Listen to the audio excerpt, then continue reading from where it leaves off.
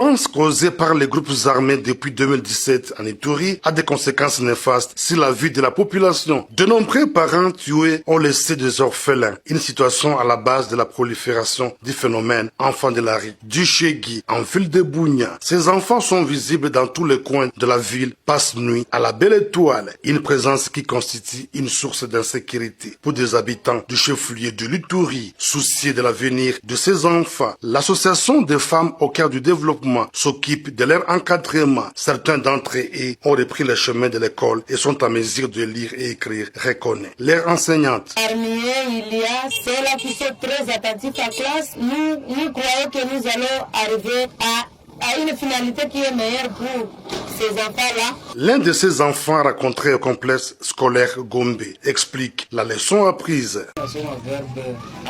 Verbe avoir, le mode conditionnel, le mode condition présent, c'est seulement j'aurais, tu aurais, il aurait, elle aurait.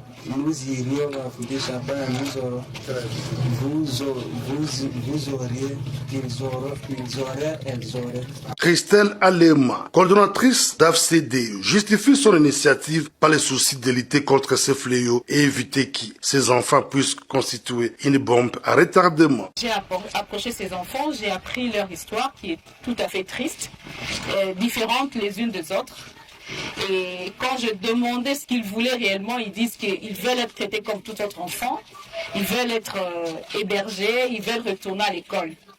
Donc nous avons commencé par le processus de trouver une maison où ces enfants pouvaient être hébergés, où ces enfants pouvaient être nourris, habillés, soignés. Et ensuite, après quelques temps, ces enfants devaient être inscrits à l'école.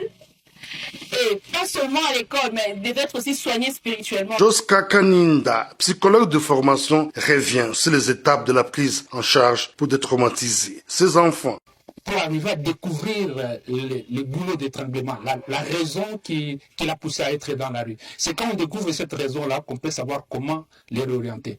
Donc, c'est un travail qu'il faut faire cas par cas, comme on dit. Il faut aller avec un enfant cas par cas, l'écouter et écouter son histoire. On appelle ça l'amnèse, l'histoire de l'enfant.